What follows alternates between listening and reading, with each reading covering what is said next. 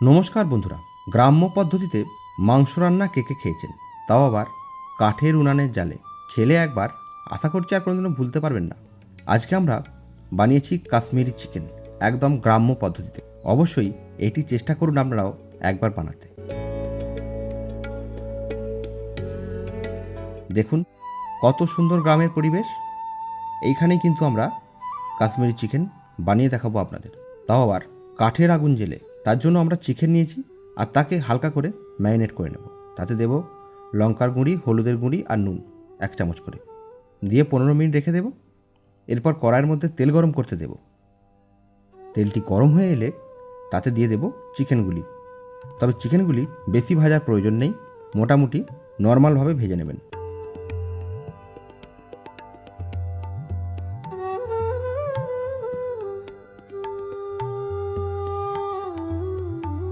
তেলের মধ্যে চিকেনটি দিয়ে কিছুক্ষণ ঢাকার পর উল্টে পাল্টে ভেজে নেবেন আর তারপর নামিয়ে নেবেন।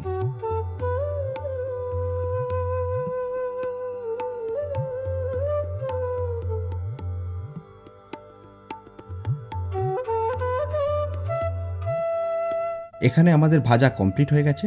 এবার ওই তেলের মধ্যে আমরা গাওয়া ঘি দিয়ে দেব।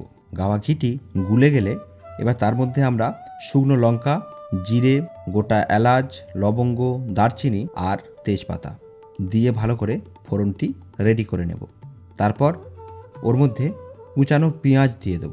তবে এর ফাঁকে বলে রাখি, ফোড়নের মধ্যে জিরেটি লাস্টে দেবেন, নাহলে কিন্তু প্রচুর ফেনা হবে, যেটা এখানে হলো।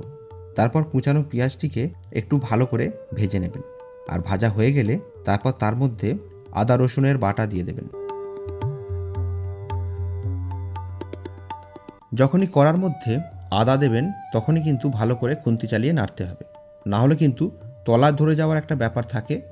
আর যেহেতু এখানে কাঠের আগুনে হচ্ছে, সেই জন্য কিন্তু আরও বেশি চান্স থাকে। সেই জন্য ভালো করে একটু নেড়ে নেবেন। তারপরে কুচানো টমেটো ওর মধ্যে দিয়ে দেবেন।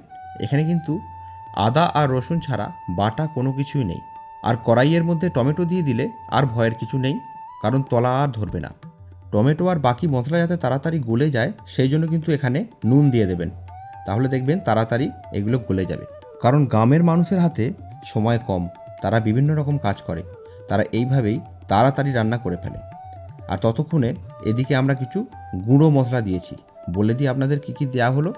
ওর মধ্যে দেওয়া হয়েছে হলুদ গুঁড়ি, লঙ্কার গুঁড়ি, ধনে গুঁড়ি, জিরে গুঁড়ি আর অল্প একটুখানি গোলমরিচের গুঁড়ি দিয়ে এবার ভালো করে নেড়ে নেবেন। আর এই সময় কিন্তু আগুনের জোর বেশি দিলে হবে না, আস্তে আস্তে ফোটাতে হবে, তবেই কিন্তু মশলাটা সুন্দরভাবে পাকবে আর রেডি হবে। এইখানে আমরা টক দই একটু দিয়ে দিলাম।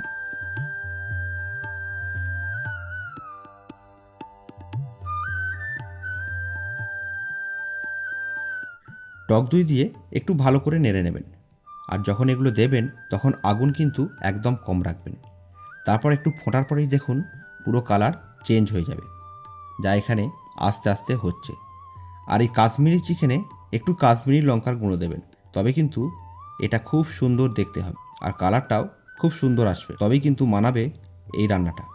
এইখানে আমরা কিন্তু দুধ ব্যবহার করেছি, আপনারাও দুধ দেবেন, তাহলে এর টেস্ট আরও বাড়বে। দুধ দিয়ে দেওয়ার পরে এতে কাঁচা লঙ্কা দেবেন 2টি, বেশি দেবার দরকার নেই, কারণ অলরেডি আমরা এখানে অনেকটা লঙ্কা ব্যবহার করেছি। কাঠের আগুন মিডিয়াম রেখে ফোটাবেন। আর ফুটে ফুটে দেখবেন যখনই তেল ওপরে ভেসে উঠবে, তখনই এতে গরম মশলার গুঁড়ো দিয়ে দেবেন।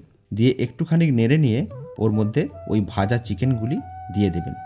আমরা এখানে এটি সম্পূর্ণ গ্রাম্য পদ্ধতিতে করেছি, কারণ কাশ্মীরের গ্রামেগঞ্জে এই রেসিপিটি হয়ে থাকে। আমাদের এখানে কাশ্মীর নেই, কিন্তু গ্রাম আছে, সেই জন্য আমরা গ্রাম্য পদ্ধতিতে দেখিয়েছি। আপনারা চাইলে গ্যাসের আগুনে বা বিভিন্ন আগুনে করতে পারেন। আমরা কিন্তু এখানে আলু ব্যবহার করেছি, আপনারা চাইলে করতেও পারেন, নাও পারেন। যদি আলু দেন তাহলে চিকেন দেবার কিছুক্ষণ পরেই দিয়ে দেবেন। দিয়ে এবার এটিকে আস্তে আস্তে খালি অল্প আঁচে ফোটাবেন। এর মেন ব্যাপারটাই এটা, অল্প আঁচে আস্তে আস্তে ফোটানো। যত আস্তে আস্তে অল্প আঁচে ফোটাবেন তত কিন্তু এর টেস্ট বাড়বে আর এর কালারও সুন্দর আসবে। দেখুন আমাদের এখানে পুরো কালারটাই কিন্তু চেঞ্জ হয়ে গেছে।